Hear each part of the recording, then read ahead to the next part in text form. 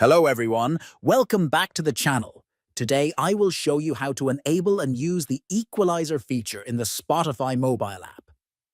This feature helps you customize your music sound according to your preferences.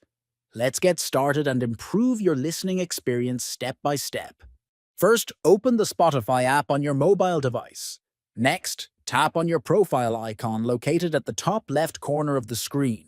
Then scroll down and select Settings and Privacy.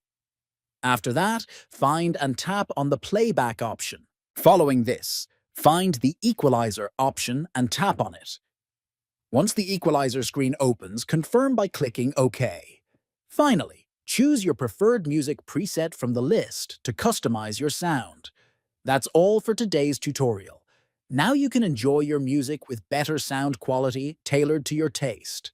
Don't forget to like, subscribe, and leave your questions in the comments below. Thanks for watching.